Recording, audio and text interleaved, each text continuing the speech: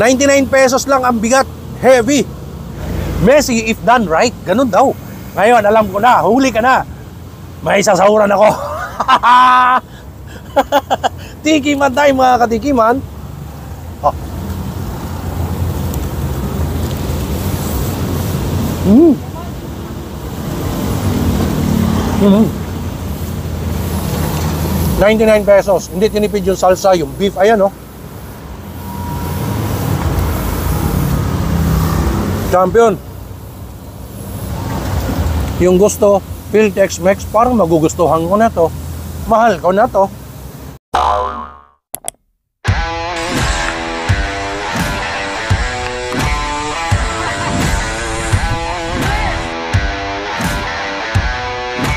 Are you ready?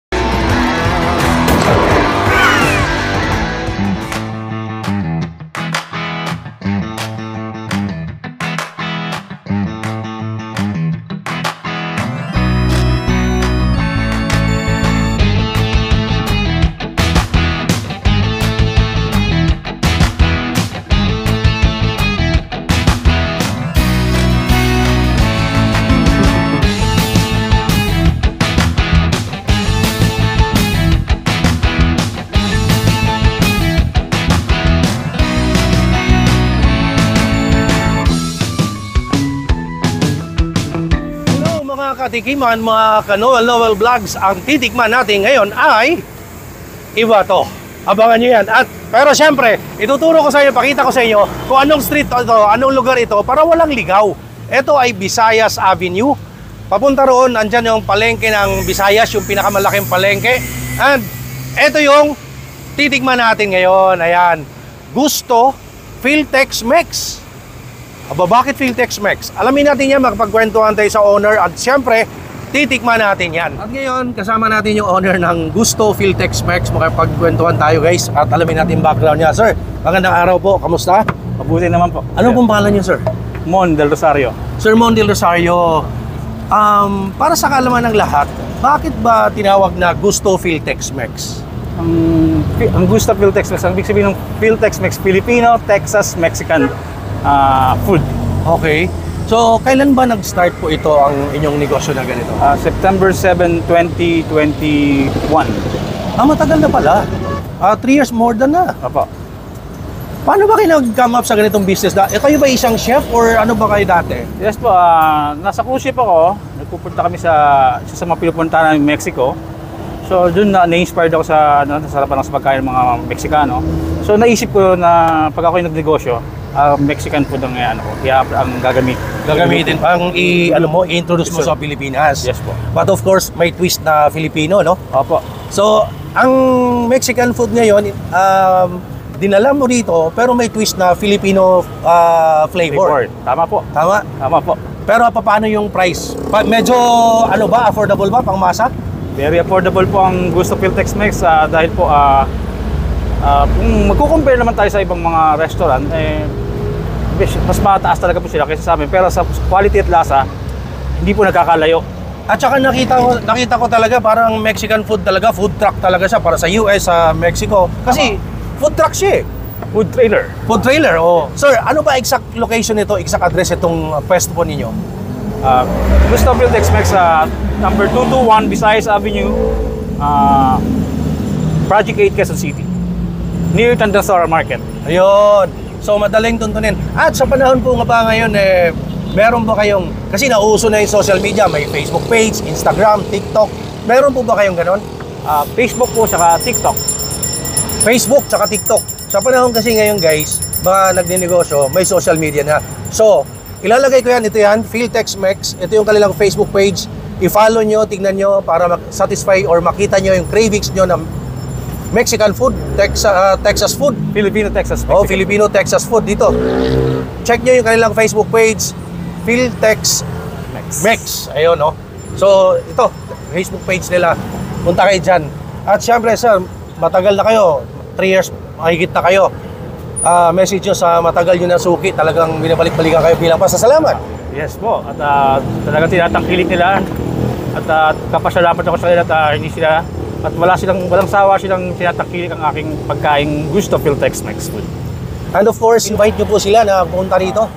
Ini-invite ko po kayo mga hindi pa nakakatikim ng aming pagkaing gusto feel Tex-Mex. Dito lang po sa Visayas Avenue to, malapit sa Tasora Market at Quezon City. At makakatikim po kayo ng murang-murang affordable na Filipino Texas Mexican food. Dito Ayun lang po. Yun ang gusto kong puntahan yung mga ganito. Yung mga tulad ni Sir, isang saludo, isang chef. At ngayon, nagtayo ng sarili niya.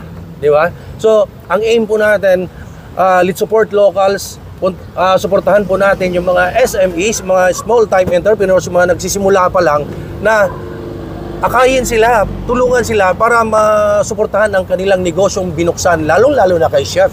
Isang saludo sa mga chef na tatayo ng sarili naman nilang negosyo. Mabuhay po kayo, chef. Mabuhay din po kayo, Sir Nobel. Pwede na po. Pwede na po. Kasi ako, para sa akin, kakaiba itong titikman natin ngayon kasi Filipino, Texas, Mexican food. Yes, Tatlong combination yun. Yes po. Abangan nyo guys sa ating Tiki Man Time.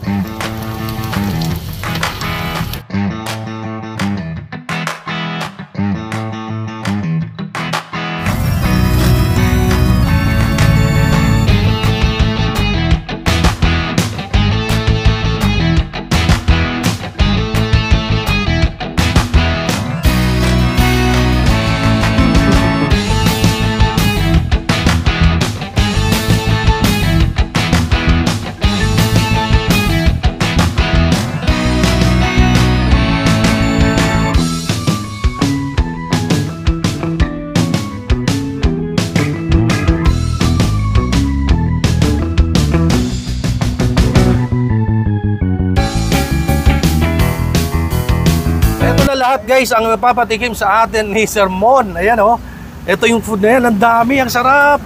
Grabe ka, Sir Mon. Dinala mo talaga yung Mexican food sa Pilipinas. At nakita ko may twist na Filipino, no? Dito muna tayo mag-start. Ano pong pangalan dito, sir? Yan po tinatawag na beef quesabirria. Beef quesabirria. How much is this? 169 for 2. 169 pesos, 2 peraso guys. Merong Consomme na tinatawag nila. consomme. Ayan. Ito naman sir, ano naman ito? Yan po ay ang taco beef. Taco beef. Magkano po ito? 99 pesos po. 99 pesos. Makakakain ka na ng Mexican food. Ayan So ito, 99 pesos. At ito sir, ano naman po ito? Yan po ang tinatawag na pan-grilled chicken with Spanish rice. Para siyang paella. Yes po. Ayan How much is this? 129 pesos. 129 pesos. Ayan Di ba? Yes po. At eto sir, ano naman po ito? Ang chicken fajita. Chicken fajita, how much is this? 99 pesos. 99 pesos. Yes po. Ang mura. Makakain ka na ng Mexican food na 99 pesos. At eto sir, ano naman ito? Ang tinatawag na chicken enchiladas. Chicken enchiladas. How much is this? 135 for 135. 2 pieces na siya. Dalawa na? Dalawa po yan nasa loob. Dalawa sa loob. Murang-mura. At eto sir, ano po ito? Yan po ang chicken quesadillas. Chicken quesadillas. Ayan. Chicken yan. How much is this? 130 for 2. 130 for 2. Mura. Yan guys, abangan nyo sa ating Tiki Man Time. Ito lahat ang titikman natin dito. Ito, simulan na natin. Let's dig in guys. Mainit. So if you are craving for Mexican food, dito ang talagang punta nyo. Very affordable.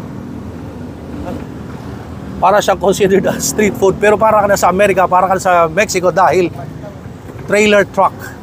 Tiki Man Time mga katikiman.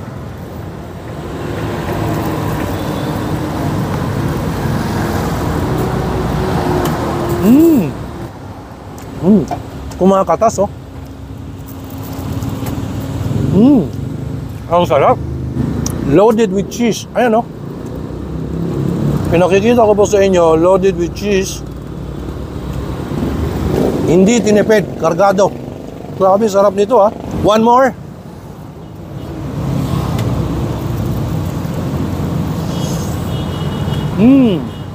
na bago ko galawin, makita ko sa'yo loaded yan guys, oh. Follow nyo yung kanilang Facebook page. Inilapit na sa atin, nasa street na ang Mexican food, nasa food truck, food trailer. Tikiman tayo mga katikiman. Sayang, mahulog.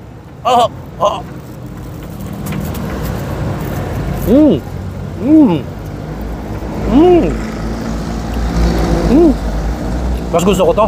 Medyo spicy.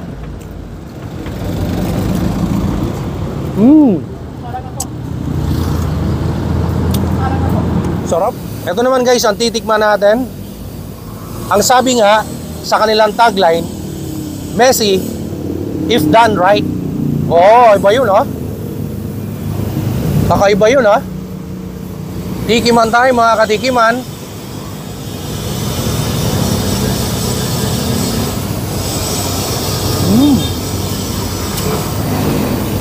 May nahiwan pa eh. Sarap. Hindi messy. May spoon eh. Mexican food, may twist na Filipino food, and of course, very affordable. Considered as street food, dahil sa street siya, trailer truck, gusto feel Tex-Mex. Dito sa Visayas Avenue. Magugustuhan ko na to. Yup. One more.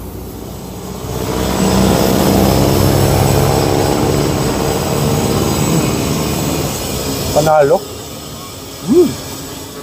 Ito naman natikman natin yung chicken nila. Dip natin dyan. Salsa. Rumba. Hindi. Sauce yan eh. Tikiman tayo mga katikiman.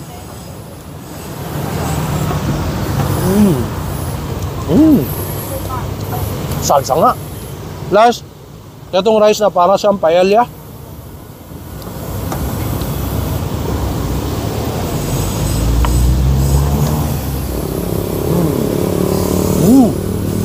Sarap ng rice ha. Promise, panalo yung rice. Flavorful yung rice. Galing. Champion. This one, beef taco. Beef taco guys oh. Ang bigat oh. 99 pesos lang ang bigat. Heavy. Messy if done right. Ganun daw. Ngayon, alam ko na. Huli ka na. May sasahuran ako. Tikiman tayo mga katikiman. Oh. Mm.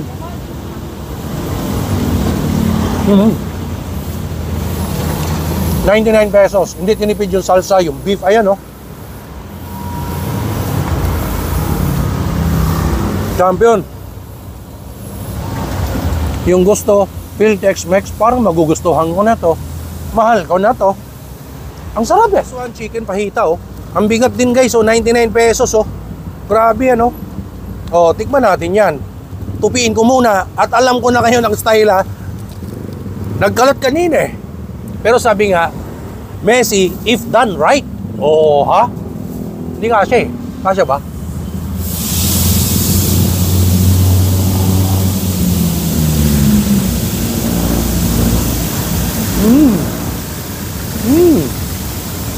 Grabe oh. Dami naman oh. Sa lahat ng mga nagwo-worry sa akin, mga best friends natin dyan na nagko-comment sa aking Facebook, TikTok, Instagram, YouTube na sa mga kinakain natin putok-batok, mga anli taba, kung ano-ano man, ang kasama ko sa aking travel buddy o kasama ko sa aking kalusugan, ang sekreto ay produkto ng iFern-D. Yan lang po. Ito ay produktong lokal pero parang kasing galing nung branded. Pero hindi kasing mahal. Order kayo dyan, Fern-D. Ito, Fern-D. At kung paano umorder nito, tawag kayo dito sa Facebook page ng authorized dealer or distributor na si Mr. Peter Estrada. Ito yung kanyang Facebook at saka yung contact number.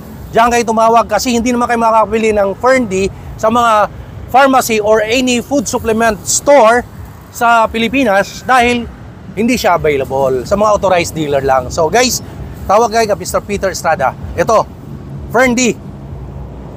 Fern-D lang. lagi kasi natin sinasabi, let's support local. So ito, produktong lokal sa Pilipinas.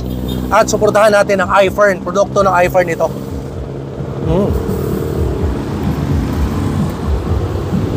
Para sa ating kalusugan. Kasi nag-invest tayo sa pagkain kung ano-ano yung kinakain natin eh. Para naman sa ating kalusugan. Thank you so much, Sir Mon, for having me here. Thank you. Grabe, ang sasarap ng food. Napaka-affordable. Dinala mo sa Pilipinas ang Mexican food na nasa street, no? Na, although, trailer truck. Please invite them. Inaanyaya ako po kayo dito sa Gusto Phil Tex-Mex. Mga tacos po, tulad ng birria, enchiladas, quesadillas. Sa murang halaga po, matitikman niyo po sa Gusto Phil Tex-Mex. Tara na po.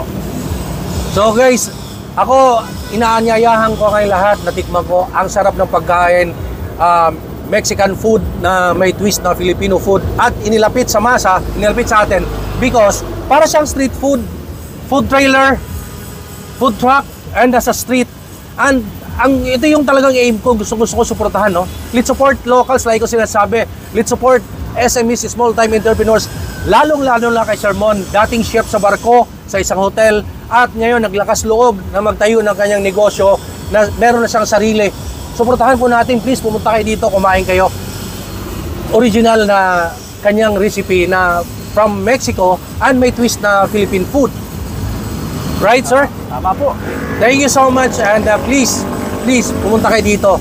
And please follow me on TikTok, Instagram, Facebook page, Noel Lowell Vlogs, Food and Travel. And of course, like, comment, share sa aking YouTube channel, Noel Lowell Vlogs. Thank you so much, guys. Stay safe, everyone. Thank Eat well, you. everyone. Thank you, Simon. Thank you, boss.